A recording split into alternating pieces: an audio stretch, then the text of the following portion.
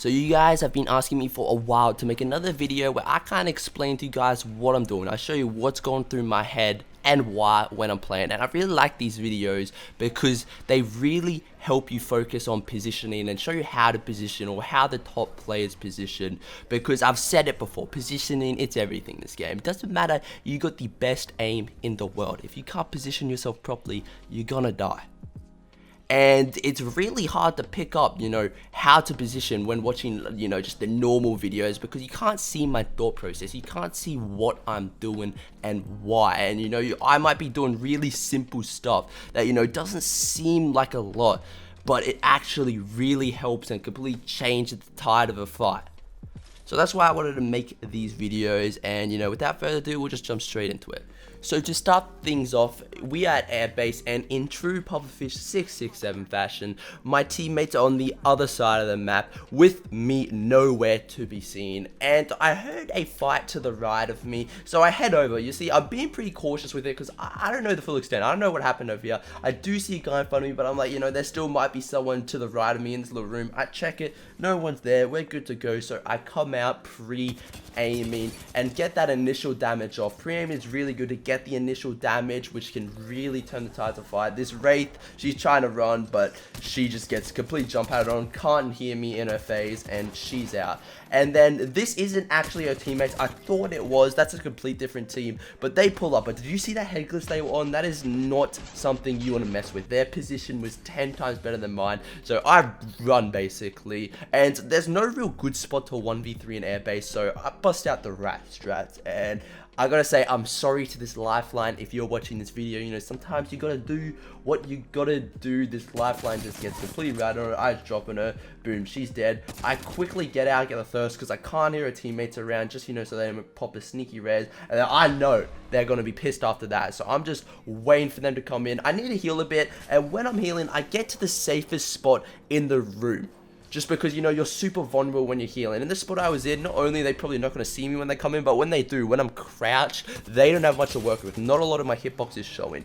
I'm pre-aiming. Honestly, I was probably over-peaking a bit when I shot through that little orb thing, especially for how, obstructed my vision was. Probably should have stayed back a bit. And now, I'm in a good spot, just literally waiting for them to come in. Don't know where that Revenant came from. He just jumps on my screen.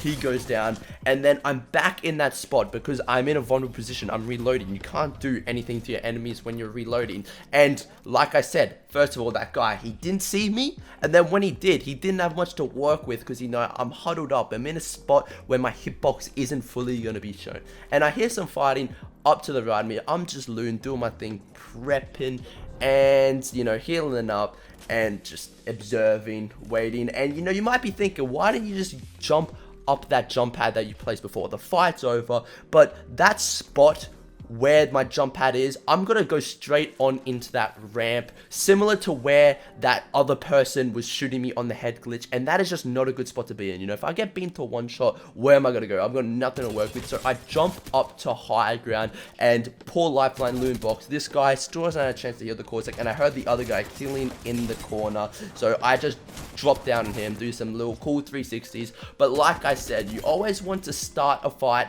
in the best position possible. If I just went up the jump pad I went before and went straight up onto that rampy thing, they just would have absolutely beamed me. I wouldn't stand a chance. But going up to the high ground, I was in a good position. I had some time to observe what was going on. And let's say even if I get beamed, I take a lot of damage, I can just back off up my little area and boom, heal. We're good to go for the next round. Okay, so now we're at bunker. I'm popping a Phoenix because the people up on Bunker Hill, that little hill to the left of bunker, absolutely annihilated me with their snipers. And I'm running out, I'm not going to be able to contest people with long range guns up on that hill, on those dirty head glitches. So I hear some fight on my right, and I'm like, alright, I'm gonna take my chance with this. But unfortunately, as you see, there's some people on that little cliffy thing, and they have way better positioning than me. That I'm not gonna be able to touch them. Even if they do, they can just peek back and heal really easily. So right now, I'm on this building, and I'm just waiting for something to happen, waiting for other teams to move in on each other so I can third party. And I end up seeing, a little action going off to my left and get a cheeky KS, and I'm like, alright, I'm bored, I'm pulling up. And throw an initial nade just to, I don't know, maybe get some damage. And I'm not sending it straight away because, you know, there's a lot of people flying over there. If I just went straight in, that's probably a GG for me.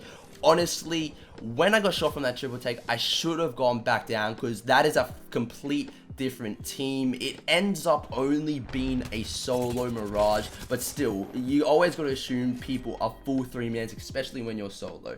Now, what I do right now is pretty stupid. I should have just ran when I heard 3 audio cues. I know this is a full team. I tried to get an initial sneaky beam, you know, through crack. It doesn't work, and I end up having a jump out, which is what I should have done from the beginning. And I think there's a little cut in the recording. I'm just waiting for them to come back here. He tries to check my jump pad. I just beam him. And this Bloodhound ends up solo pushing me really hard. He's in his ult, so he's super fast. So I know he's way ahead of his teammates. I'm like, I gotta capitalize this. I jump down on him, shoot him in the back. And I don't know if this is the best movement in the world from Bloodhound or the worst aim in the world for me, but that was just sloppy. Ends up going back in because I did way more damage to him than he did to me. Don't full run because this head glitch is really good to work with. I know his teammates are probably straight there, but I do end up running out and repositioning, going to high ground. High ground is always so important when you don't have, you know, the control of the fight. When you're not in control, it's always a good thing just to get the high ground. So I just let those 2 teams fight, and then I'm coming in. I hear a res in a second. I don't just send it because, you know, even though they're rezzing, they can turn around, and there was another guy there. They could both easily team shot me. So right now I'm just abusing this head glitch. Poor Bloodhound was not expecting it. This caustic absolutely beams me. He annihilates me. So I pop a bat. You can't recontest when he did that much damage to you and I barely touched him, but I do hear him healing and I just drop at him. Boom. Easy kills. The biggest thing to take away from that was just the high ground retake. You know, when I jumped up the high ground, when you're not in control of a fight, when a lot isn't going your way, it's always just the best option. You know, get on a roof, just get somewhere high. So now we're at diving board. I don't really know what it's called, like what the official mainstream term is. That thing overhanging containment. And before I cut to this clip, I actually saw a full team at the little replicator wherever that thing is landing, and there was a guy in front of me. I thought he might not have heard me, that's why I stood still, hope he just ran into me, but he heard me, he scanned me. I was like, alright, maybe I could get an initial damage off because I can only hear one. If I heard a full team coming there, I would have ran straight back, not even try to get to contest him, but there was only one, and I'm like, okay, one of them is replicated. I'm gonna get high ground because high ground is the best position you can be in basically any fight, and I get a good beam on that Mirage, but like still to this day I don't know where it is. And you know, when you're playing high ground, you just gotta, you know, peek your cheeky angles like you'll see me do in a sec on this Bloodhound, or you just wait for them to overextend because a lot of the times they're not gonna have patience and they're gonna do it. Big whiff on that Bangalore, but luckily I end up knocking her. That was a big knock. You know, just the more people you get out of the fight, the way the better.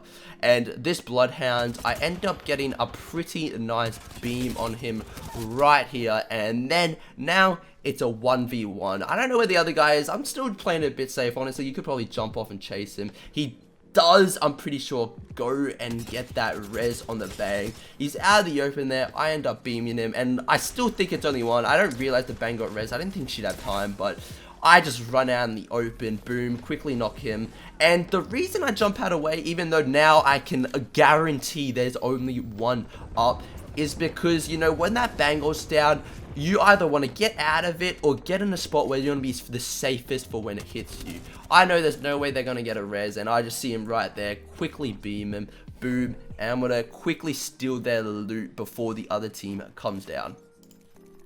So I see the last team ahead of me. I know they were there because they were triple taking the other team that I just killed. And I'm trying my best to, you know, just do something, hoping they will push me because the angle is there on right now. Like, I'm not going to be able to push it. They're on the dirtiest head glitches. They're all there. And if even if I get like one super low, if I push up, they're just going to peek out where I can only see their head and I'm dead. So as you'll see right now, I end up like, okay, I'm just going around. This is not a good spot for me to be in. And I start stimming way over there because I want to get there as fast as possible, you know, just to make sure they don't cut me off. And then I end up to these big ass buildings in, what's this place called? Artillery. And I'm trying to, get a sneaky flank on him. I see him all the way to my left, and what I'm planning to do here is go across the zip line and jump out onto the highest roof of the building they're at. But for some reason, this Caustic's still here. He's set up the gas. He's ready for me. I jump off onto that little ledge thing and climb up to a sneaky spot, just because, I'm thinking he might not expect it. He might have thought I'd drop down, but the moment he sees me there, I don't have like anything to work with. I don't have any strafe. I'm basically standing still.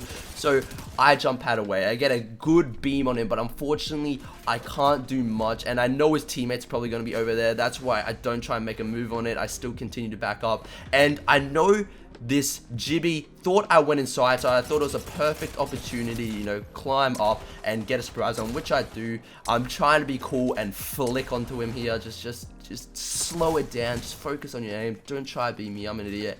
And I can't stay up there with that Caustic being right there as well. So I run back. I'm healing. I know he's right there. Even though, I probably could push him. Let's say I don't one clip him. I'm out in the open. He's got that angle to peek. So I end up just getting back and repositioning. Don't know where the hell that octane came from. He just appeared, and now I'm in a good spot. Classic Apex audio did not hear that Caustic at all. Lucky I got the one clip on him. I thirst him just to get his armor. Probably could have just popped a bat, but is what it is. I actually hear the octane coming up. That is rare. It doesn't usually happen in Apex, and this is a 1v1 right now. I'm very confident in my 1v1, so I'm just waiting for him to pull up to me, and then boom, we win the game. Pretty damn decent game, a lot of kills, a lot of damage, but I hope you guys can kind of understand now just what's going through my head in fights. The main things to take away is, when you're vulnerable, when you're in, let's say a healing animation, a reload animation, to try to get yourself in the safest possible spot. Always initiate those fights in a really good position where you are going to be on top, and let's say, you get beamed to one shot, you're still going to be safe. And high ground, just always go for high ground. There's never a time, unless, I guess the whole enemy's on high ground, where high ground will be a bad thing, because it just gives you control of so many elements. You can look down people through crevices, you can catch people in the climb up animation when they try to climb up. You got a lot of angles to hide back from, let's say if you get beamed. It is a really useful tool that I don't see a lot of people using. So yeah, I hope you did enjoy the video. If you did, make sure to hit that like button. I'll catch you on the next one.